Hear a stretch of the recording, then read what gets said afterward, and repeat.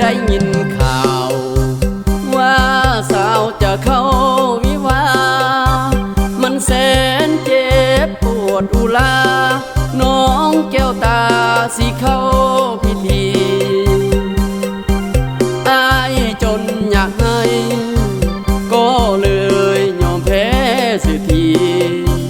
สายนั้นเขาเป็นคนมีลูกเศรษฐีผู้ดีมีเงินเสียงคนเขาสาว่าสมกันเหลือเกินพี่น้องเจ้าจริงเพิดเพลินจะนั่งหรือเดินก็สมกันดีสมแล้วเขาว่าคนสวยคู่กับเศรษฐีส่วนอายมันจนเต็มที่น้องคนดีเจ้า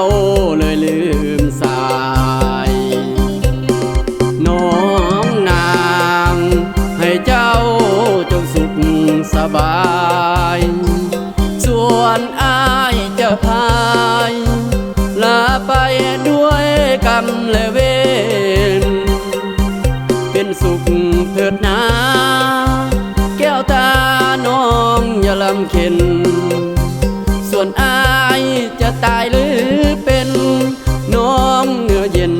อย่าได้เลี้ยวแนมอวยพรให้เจ้าจงสุขสำราญโศกหายอย่ามาพบผ่านแสนสำราญกับเงินก้อนใหญ่คนหาคนเก่าลืมสาอย่ามีเยื่อใยน้องเอ๋ยอยู่ดีมีใสอ้ายขอลาไปด้วยกรรมและเวร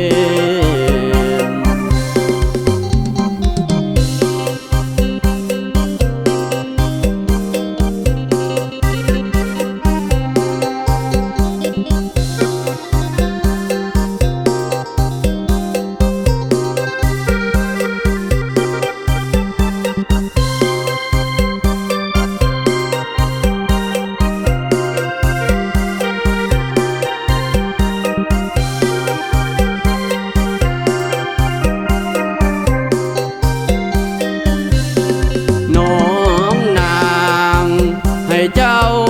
จงสุขสบายส่วนอายจะพายลาไปด้วยกรรมและเวรเป็นสุขเถิดนาแก้วตาน้องอย่าลำเค็ญส่วนอายจะตายหรือเป็นน้องเนื้อเย็นอย่าได้เลี้ยวแนมอวยพรให้เจ้าจงสุขสำราญโศกหายอย่ามาพบผ่านแสนสำราญกับเงินก้อนใหญ่คนหาคนเก่าลืมสาอย่ามีเยื่อใย